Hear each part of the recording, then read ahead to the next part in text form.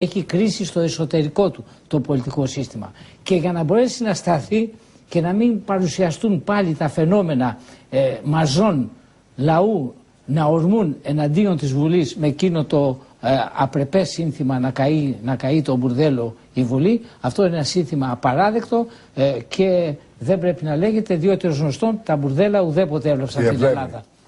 Κύριε Πλεύρη, υπάρχει Εθνικό Ραδιοτηλεοπτικό Συμβούλιο και είναι πολύ αγριεμένο. Είναι πολύ αγριεμένο, σας λέω. Ή και ανοχής. Δεν έβλαψαν ποτέ την Ελλάδα. Στο να μετέχουν τα σχολεία. Μη με διακόπτετε. Δεν επιτρέπω διακοπάς. Δεν επιτρέπω διακοπάς. Εντάξει, κύριε Πλεύρη, σχετική με αυτό που λέτε ήταν η διακοπή. Πλην της κυρίας Ράπτη λόγω εμφανίσεως. Λοιπόν, θα μιλήσω, κύριε Παυλόπουλε. Ναι, κύριε Πλεύρη, παρακαλώ. Δεν ακούω καλά, δεν ξέρω ποια κυρία με διέκοψε. Αλλά εκείνο το οποίο θέλω να πω. Κύριε Πλεύρη, δεν ακούω καλά, δεν ακούω. Ο κύριος Γιαννόπουλος. Βλέπω από εμφάνιση. Είναι κύριος, συγγνώμη. Παρακαλώ.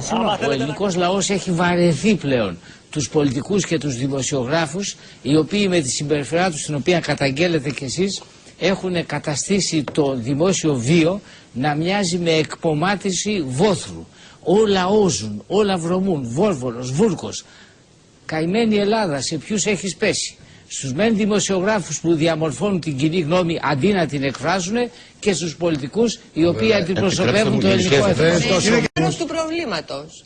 Λέω ότι ο κοινοβουλευτισμός που θέλει ο κύριος Πλεύρης να αποδομήσει επιτρέπει και σε αυτόν και στις απόψεις του να υπάρχουν. Δεν ξέρω το δικό του μοντέλο αν θα επέτρεπε σε εμάς να υπάρχουμε. Θα σας απαντήσω. Καταρχήν, εάν δεν ήμουν φιλόζωος, το κοινοβουλευτισμό θα το έγραφα με ύψιλον.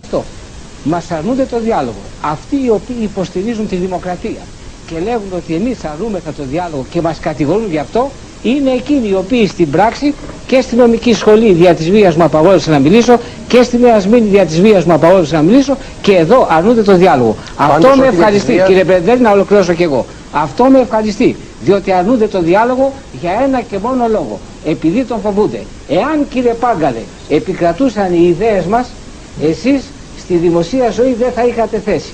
Για πολλούς λόγους. Στη ζωή, κύριε Πρετεντέρη. Θα ήμουν από παλού νεκρός, πιθανόν κάτι σαν σαπούνι ή κάτι τέτοιο.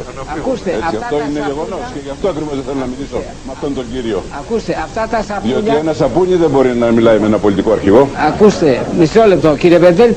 Πρέπει να απαντήσω, έτσι, ή αρνείστε το διάλογο κι εσείς? Εγώ δεν μετέχω, λοιπόν, εσείς λέτε. Ο κύριος Πάγκαλος πιστεύω να τον κάναμε σαπούνι. Πράγματι για σαπούνι είναι άξιος. Ο όλος του όγκος αξίζει για σαπούνι, δεν αξίζει για τίποτε περισσότερο.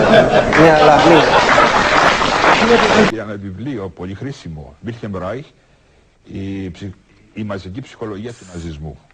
Εξηγεί το φαινόμενο αυτό σαν ερωτική ανεπάρκεια ή σαν έλλειψη ερωτικής διάθεσης. Πιστεύω ότι αυτοί οι άνθρωποι βασικά είναι ανέραστοι και είναι ερωτικοί. Μπορώ να συστήσω κι εγώ ένα βιβλίο? Πείτε το, σύντομα παρακαλώ. Συνέπεια του αυνανισμού πέραν μιας ηλικίας. Σας ευχαριστώ κύριε Πλεύρη, ευχαριστώ κύριε Ραφαηλίδη, ευχαριστώ κύριε καθηγητά. Καλησπέρα σας.